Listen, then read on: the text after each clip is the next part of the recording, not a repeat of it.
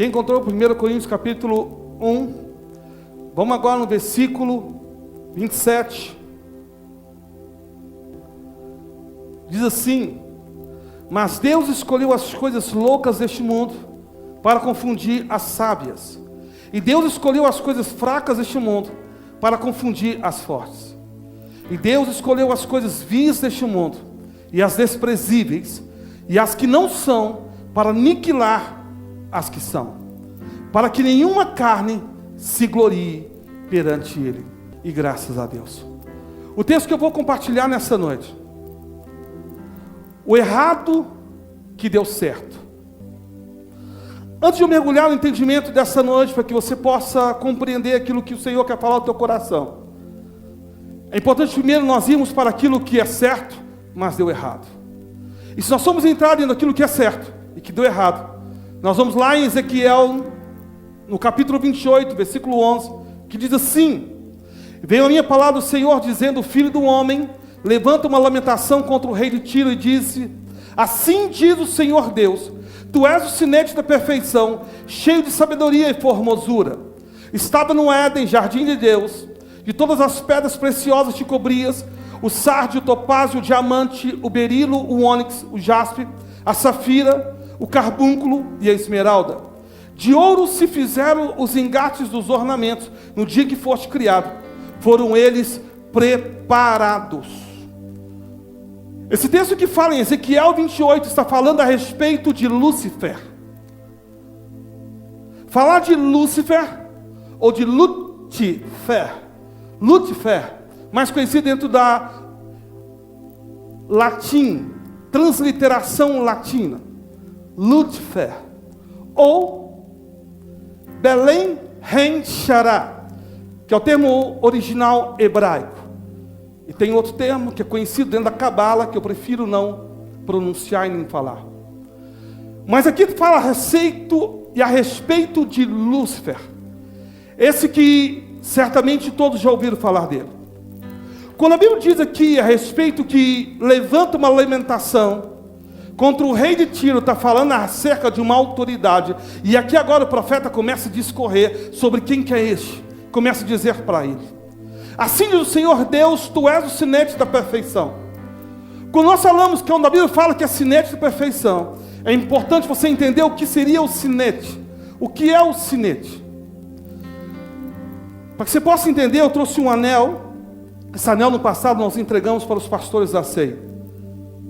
E esse anel, ele carrega na sua ponta uma pedra. Esse é o chamado sinete. Todos os reis carregavam com ele um anel.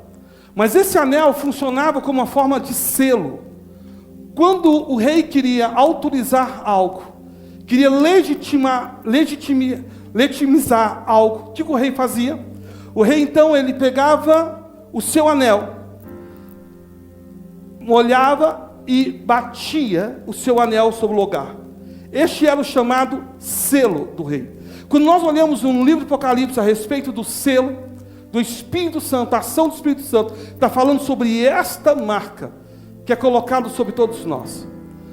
Mas que aqui quando fala que Satanás era o sinete, ele era o sinete da perfeição. É como se Satanás estivesse no dedo de Deus. Preste atenção quem era ele. Do seu poderio, do seu nível de autoridade e perfeição. Ele não era qualquer ser criado. Quando fala a respeito, quando ele caminhava e quando fala sobre as fogueiras, quando diz sobre a expansão, está dizendo sobre o seu nível de influência. Lúcifer era extremamente influente. Ele tinha poder de influenciar aqueles que estavam em torno de si. O seu poder de influência era tão grande ao ponto de levar a terça parte dos anjos consigo. Na queda de Lúcifer, ele leva a terça parte dos anjos. Já pensou o que é isso? O seu poder de influência. O seu poder de influenciar alguém. Lúcifer, então, ele é feito de uma forma perfeita. Deus faz ele de uma forma perfeita. Mas por causa da sua riqueza, por causa da sua sabedoria, ele acaba elevando o seu coração e pensando: subirei até o mais alto e serei como Deus. Agora talvez você vai pensar comigo: apóstolo, como pode dizer que subirei mais alto? Há duas linhas de entendimento e compreensão acerca disso. Primeiro, quando fala que ele estava sobre a terra, caminhava sobre o brilho das pedras. E o segundo, compreensão, quando fala a respeito, quando ele caminhava em brasas afogueadas, ele caminhava em pedras afogueadas. Quando fala acerca disso, fala da presença do Eterno. E na presença do Eterno tinha duas condições. Nós tínhamos os querubins que ficavam até hoje próximo de Deus, mas na parte mais baixa. E você tem os serafins que fica com Deus, mas a parte mais elevada. Se você olhar e ler o texto que se revela em Isaías no capítulo 6, quando o profeta tem a visão do Senhor no alto sublime trono, ele vê então o que? Os serafins, a posição dos serafins. Então os serafins, ele faz a parte que tem 6 asas. Uma das asas ele cobre as pernas, outra se fecha, e outra ele tampa os olhos para não ver a glória de Deus. Essa é a posição do serafim. A posição dos querubins é posição de adoração, e lá também estava Lúcifer também em posição de adoração. Mas entenda uma coisa, às vezes as pessoas confundem e diz que Lúcifer ele era um regente, que Lúcifer ele cuidava de um coral. Nada disso. A Bíblia não há nenhum respaldo para cerca disso. Mas ele era um adorador como todos os outros, tantos era ministro de adoração, quanto todos ali estavam, numa posição ali. A diferença, ele era o que havia de mais perfeito. Deus havia feito o que mais perfeito, mas ele acaba não guardando seu coração. Pensa que subiria e seria como Deus. Ao não guardar o seu coração, ele tem sua queda declarada. Pensa uma coisa, preste atenção. Toda vez que você pensa em subir, ali começa a sua queda.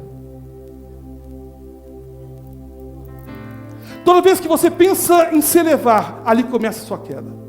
A queda começa quando você começa a pensar que você pode ser melhor do que você é, ou melhor do que alguém que convive com você. Todo sentimento de subida pode ser um sentimento egoísta, camuflado e disfarçado. Todo sentimento que eu vou crescer é perigoso. Porque quando você olha para Cristo, você vê algo diferente.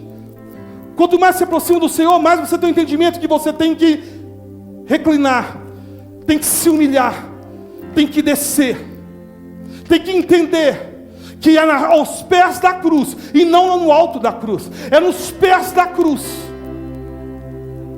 O sentimento de subir é um sentimento demoníaco de orgulho. Quando alguém começa a pensar e começa a declarar e começa a ter no seu coração: eu vou subir, eu não tenho reconhecimento, eu não sou visto como deveria ser visto, eles não me reconhecem como deveria ser reconhecido. Nós temos que guardar o nosso coração, porque ali pode começar a nossa queda. Então você vai perguntar para mim: apóstolo, o nome de Lúcifer continua sendo o nome de Lúcifer? Eu não sei, mas se nós olharmos dentro do entendimento bíblico, nós vamos ver que talvez não tenha mudado. Todas as vezes que Deus muda a essência de alguém, Deus muda o seu nome. Abraão, pai. Abraão, pai de nações. Sarai, Sara. Jacó, ou Jacó. Israel, príncipe de Deus.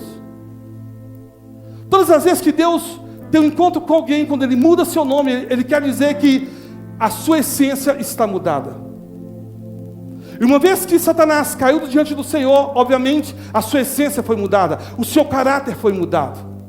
Já não tem um caráter perfeito, já não tem um caráter correto. Perdeu-se na sua formosura, perdeu-se naquilo que havia ganho. Muitas vezes o nosso maior problema não é aquilo que nós perdemos, mas aquilo que nós ganhamos. Ganhei um relacionamento, perdi o relacionamento com Deus. Ganhei um trabalho, perdi meu tempo que eu tinha com Deus. Ganhei uma promoção, perdi o meu tempo com o Senhor. Muitas vezes a nossa perda pode estar no nosso ganho. Um dia você vai aprender que aquele que quiser salvar-se, Jesus ensinou acerca disso. Deve perder-se.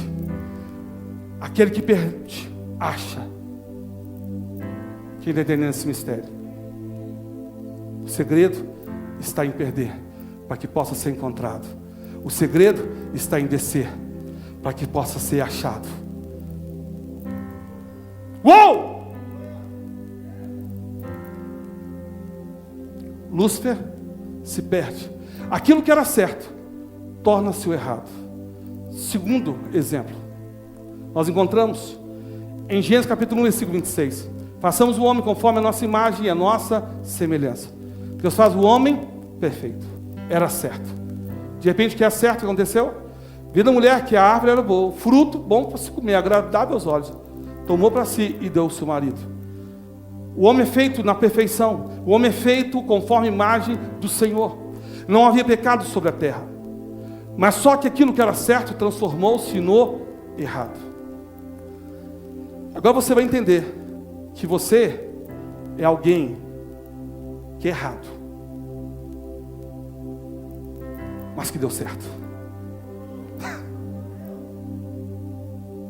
Se é alguém que não tinha nada para dar certo, você é alguém que deu tudo errado na tua vida, mas Deus escolheu usar as coisas loucas deste mundo para confundir as sábias. Uou!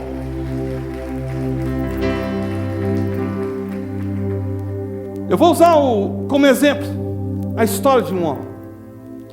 Nenhum outro rei é tão respeitado em todo Israel como o rei Davi.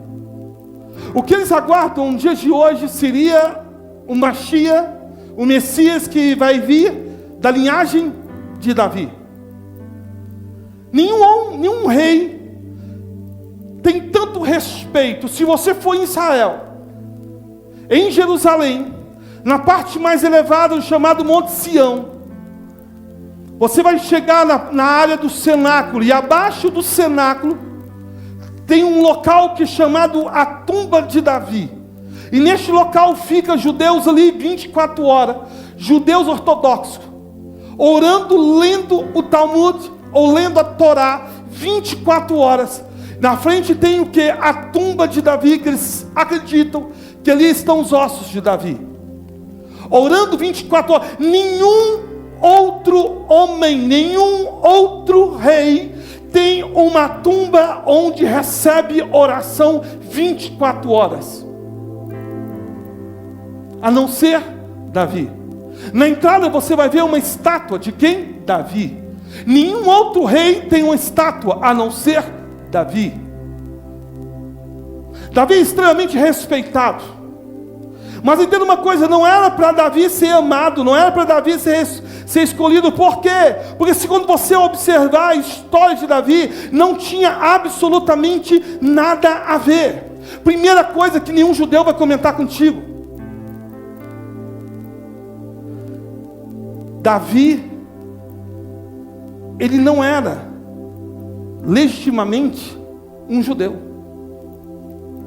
Davi carregava consigo um sangue moabita, inimigo de Israel. Apóstolo, isso é absurdo, absurdo. Quem foi o pai de Davi? Jessé. Quem foi o avô de Jessé? Ruth. Quem foi Ruth? Moabita. Casou com Boaz. Carregava consigo o sangue de Moabita. Davi tinha tudo para não ser aceito no meio do povo de Deus. Tinha tudo para não ser aceito. Mais do que isso, se você for analisar a respeito, por exemplo, da mãe de Davi, muitas pessoas não comentam. Na verdade, a Bíblia não relata claramente. Você vai encontrar isso somente em alguns livros, como o Talmud e outros pequenos escritos. Nivi Bezete. Essa é a mãe de Davi. Quem que é essa? Quando você começa a fazer um estudo acerca de quem foi a mãe de Davi, você vai ver que Davi, ele é fruto de um relacionamento com uma prostituta. Ele é fruto do pecado. Ele é fruto de um erro. Quando você lê lá em Salmo 51, versículo 5, quando ele diz assim: eu nasci em iniquidade e em pecado me concebeu minha mãe. Davi está falando ele é resultado de um pecado. Davi tinha tudo para Deus não olhar para ele. Quando você começa a estudar e aprofundar acerca da história de Davi, você vai ver, por exemplo, que Davi passou por um processo de completa rejeição. Quer um exemplo? Naquele tempo, os empregados que recolhiam o lixo, a sujeira da casa, aos escravos, eram eles que recolhiam. Mas só que se você ler em Salmo 113, versículo 7, Davi vai dizendo que era ele que pegava, ele recolhia os monturos. O que é os monturos? As bostas, as fezes, os lixos da família. Davi que recolhia todo o lixo da família. Davi não era reconhecido, Davi não era visto como membro da família. A visão do pai de Davi não era alguém que era bem visto, pelo contrário, totalmente rejeitado. Davi que apacentava o rebanho do pai. E mais do que isso, se você olhar 1 Samuel no capítulo 16, 10, você vai entender ali que inclusive Davi nunca, Júnior, pensa comigo, Davi nunca nem sentou na mesa com o pai para comer.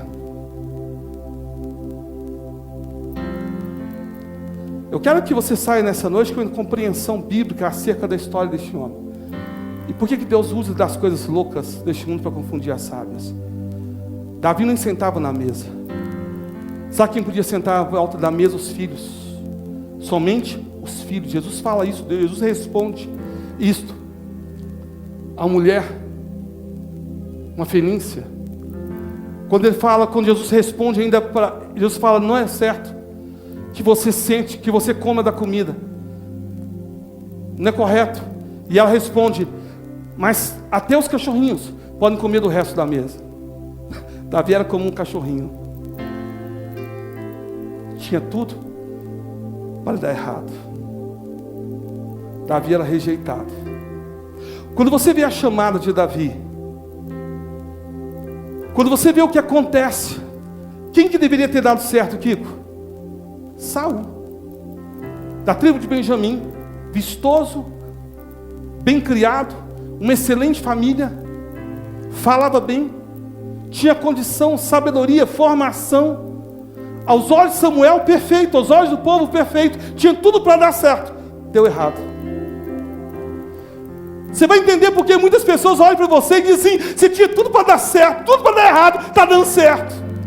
O negócio você abriu, tinha tudo para dar errado, mas está dando certo. A sua família tinha tudo para dar errado, está dando certo. Os seus filhos tinham tudo para dar errado, mas está dando certo. As pessoas não entenderam ainda que Deus usa das coisas loucas para confundir as sábias. E quanto mais errado que as pessoas olham que tudo deveria dar para a sua vida, mais Deus vai te levantar, mais Deus vai te exaltar, mais Deus vai te usar.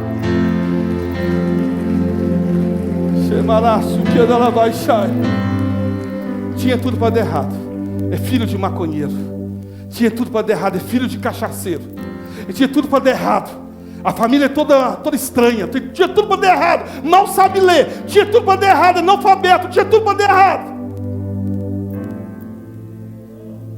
Foi ignorado pelo pai. Tinha tudo para dar errado, a mãe não deu a educação. Tinha tudo para dar errado. Tinha tudo para dar errado. Saul, tudo para dar certo. Absolutamente tudo. Isso acontece ali. Quando Samuel está descendo agora para casa de Jessé, preste atenção, se você tiver curiosidade, apóstolo, que rito era esse? Primeiro ponto, pega a visão aí, ó, entenda algo aqui, preste atenção. O profeta descia, quando ele descia para a casa de alguém, Ele descia para santificar aquela casa, abençoar aquela casa. Você vai compreender isso em Levítico, no capítulo 27, quando discorre acerca desse processo que era feito. Quando chegava lá, os donos da casa, se é homem, tinha que pagar 50 ciclos. Se era mulher, tinha que pagar 30 ciclos. Esse era o ritual. Quando chegava lá, toda a casa tinha que estar guardando o profeta. Por quê, Francisco Mar? Porque o profeta na casa representa a presença de Deus. Gente, entenda uma coisa. Quando o profeta for na tua casa, trate com honra. Quando o profeta pisar na tua casa, trate com honra. Se você entender esse mistério aqui, você vai compreender.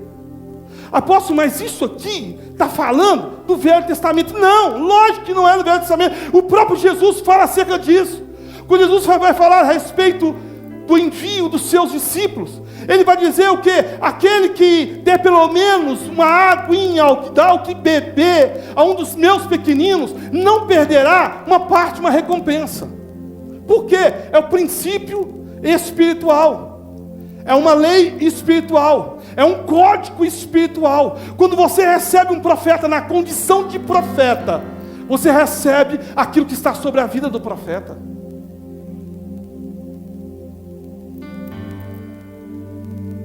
Toda unção que você honra, nela você prospera. Toda unção que você desonra, nela você será desonrado. É questão de princípio espiritual. Princípio espiritual. Tempos, dia desse eu fiz um almoço. Levei alguns pastores lá para casa. Pastores de outros ministérios. Nós fizemos um almoço. Os pastores vieram de fora, foram lá para casa. Pastor Mateus, apóstolo Geraldo, alguns que estiveram lá em casa.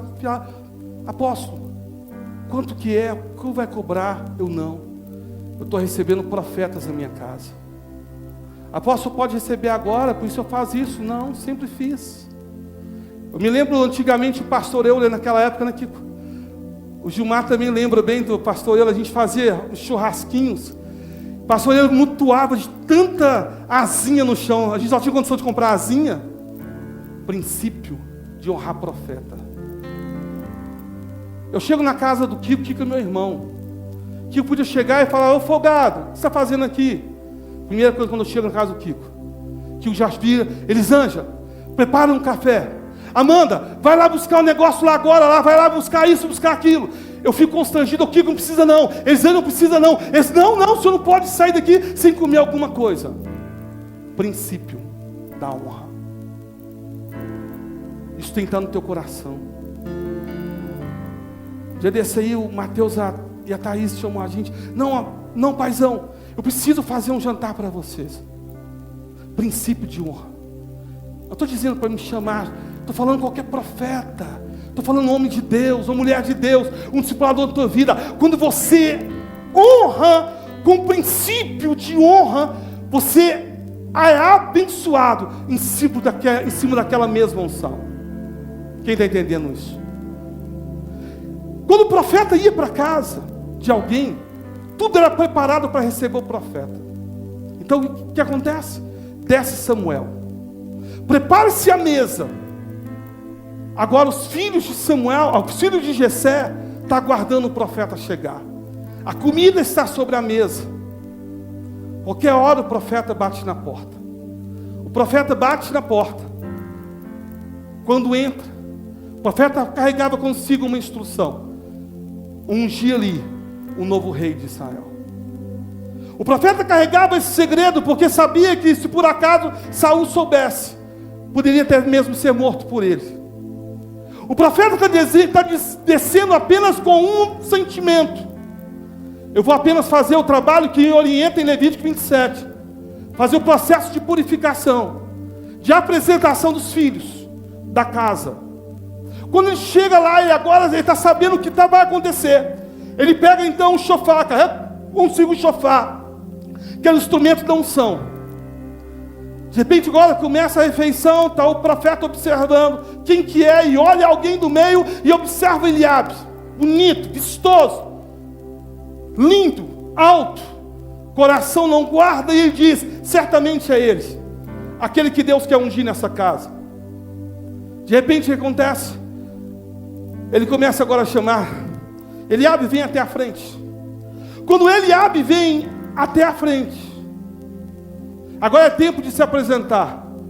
O profeta joga sobre si o talite, e ao jogar o talite agora se posiciona assim, então com o seu shofar. Com o shofar em mãos, agora com azeite sobre ele. Conta-se com os historiadores que ele não consulta a Deus, tinha em si a convicção, assim como havia feito com Saul. Ele vai agora em direção a Eliabe. Eliabe agora se curva. É tempo agora de se prostrar. Por que prostrar? Porque representa a presença de Deus. Mas quando ele começa agora a virar o chifre, Júnior, sabe o que acontece? Conta os historiadores, conta os estudiosos do Talmud, que diz que agora o óleo começa a voltar dentro do próprio chifre e não descer.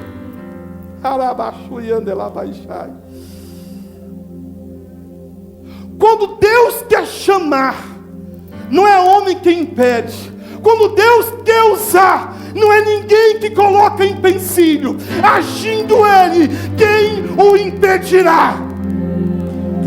Quem impedirá?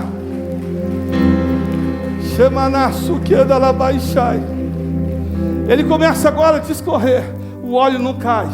Ele fala, não é possível, esse cara tinha toda a condição de ser. É isso aí.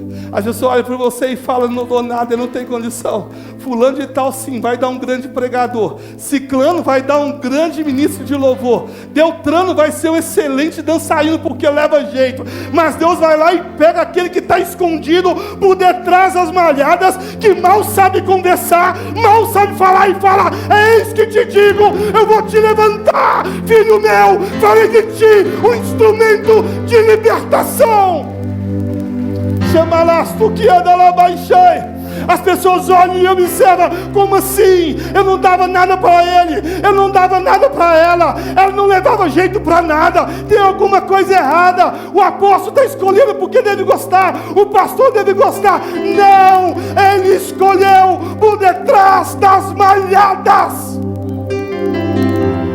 Ele faz isso. De repente agora vira e estranho, me traz outro filho. Veio agora o outro. Olha. Enquanto isso, lá no pasto, tem um lá, tem um ruivo. Ouviu a vida inteira os irmãos deles falando, você não é nosso irmão. Ouviu a vida inteira falando, você é fruto de erro. Ouviu a vida inteira os seus irmãos falando, você é a grande desgraça na nossa família, você é o grande mal na nossa família. Mas só que eles não sabiam que aquele ruivo tinha relacionamento com aqueles que ele ainda não conhecia.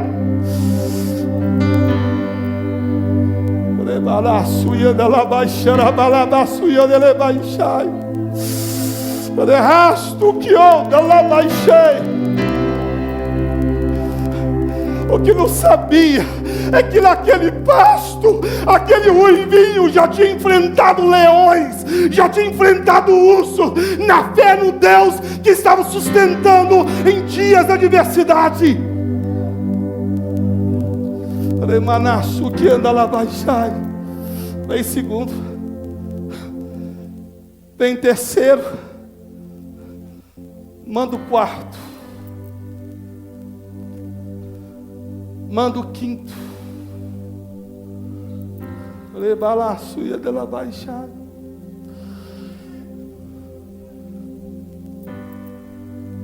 Pastora Joyce, pega na minha sala um chofar que eu tenho do modelo da unção, que eles possam entender. Lebalaço anda lá baixar. Terceiro, já o coração de Samuel está assim, Deus ficou doido. Como é que Deus Não escolheu Eliabe. Vai pegar esse agora? Veio o quarto.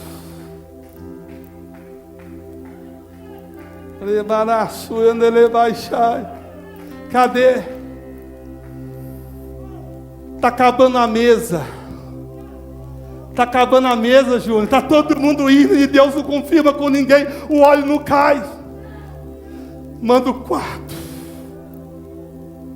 É ele. Jessé já tremendo já nas pernas. Quem é que vai ser? O que é que está acontecendo? Não compreendendo nada. Jessé já não entendia absolutamente nada. Manda o quinto.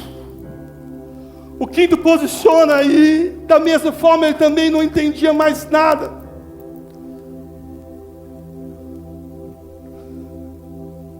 De repente, é esse modelo aqui. É um chofar de unção. De repente, manda o sexto. Olha, fazia assim, Júnior. Como assim?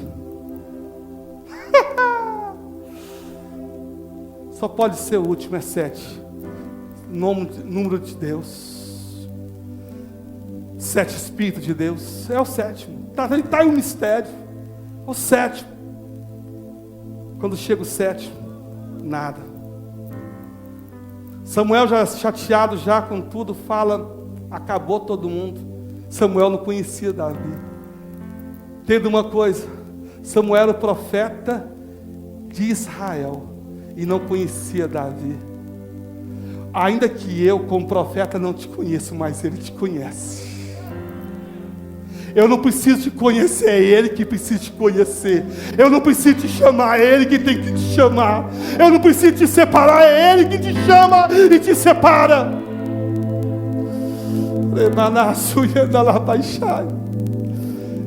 Ele não sabia que tinha outro. Ele não sabia que existia mais um. Ele pergunta a Jessé, acabou todo mundo.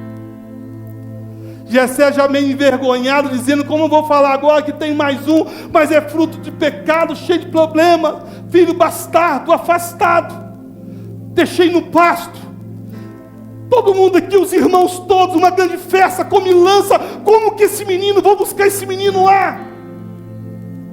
Não tem como Jessé esconder o profeta. Ele fala, tem um ainda, mas esse está lá no pasto, vale nada, nada. Nem parece com meus outros filhos. Traz ele. Traz Davi. Fico tentando imaginar como é que foi Davi chegando naquele lugar. Nunca tinha sentado naquela mesa. Nunca tinha comido com seus irmãos. Era o empregado da família. Nunca. Ele entra aquela comilança, aquela festa, o profeta está lá, e o sentimento é, meu pai nem avisou, meu pai nem falou que o profeta estaria aqui, me ignorando, rejeição profunda.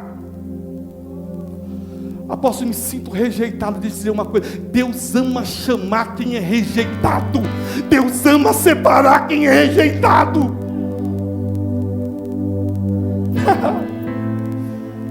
Minha família não conversa comigo, as pessoas não olham para minha cara. Deus ama.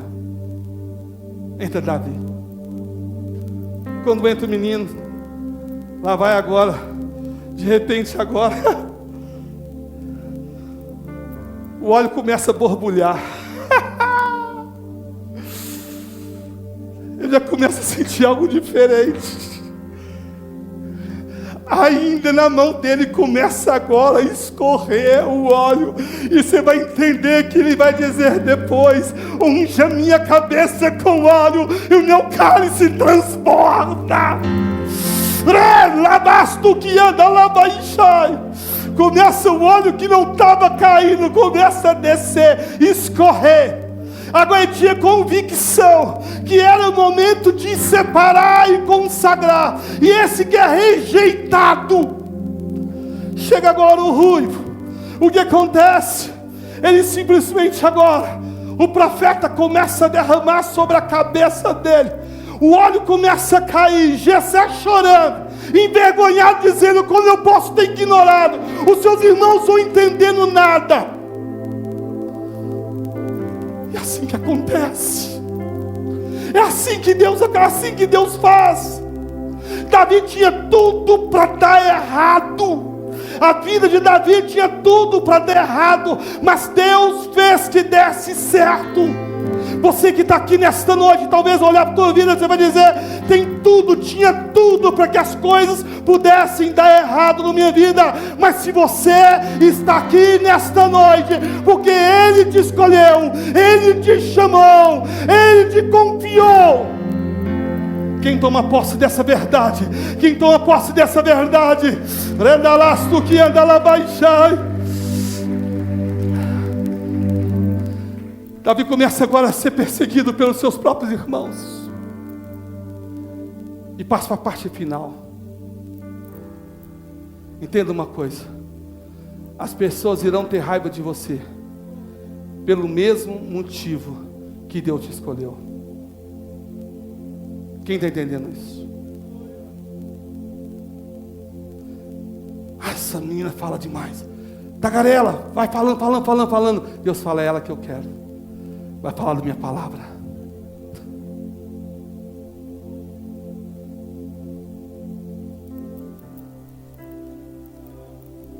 Nossa, mas ele é tão ansioso, Deus, é Ele que eu quero.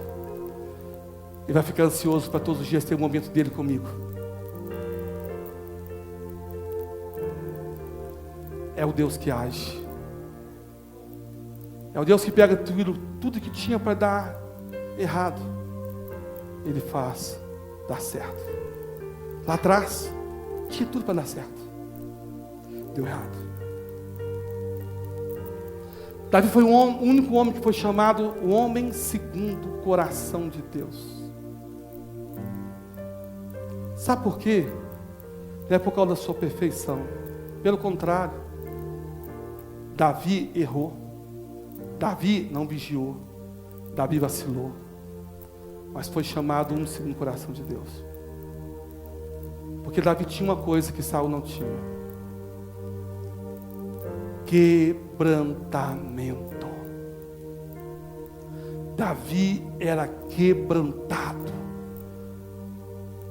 aos pés do Senhor.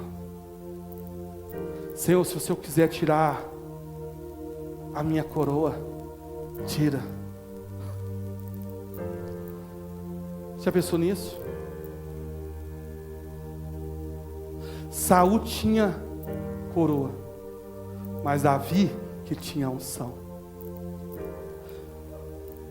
Você prefere a coroa ou prefere a unção? Quando ele foi confrontado, ele falou: Senhor, retira de mim a coroa, mas não se afasta de mim da tua presença. Cria em mim um coração puro, renova dentro de mim um espírito inabalável. Eu posso perder o reinado, eu posso perder a minha casa, eu posso perder tudo, mas não quero perder a tua presença. Não se afaste de mim, Senhor. Cria em mim, ó Deus. Isso que fez diferença.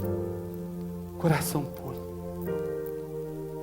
quebrantado, não rejeitará o Senhor. O menino dos pastos conheceu o palácio. Talvez você esteja querendo um palácio antes de aprender a relacionar com Deus no pasto.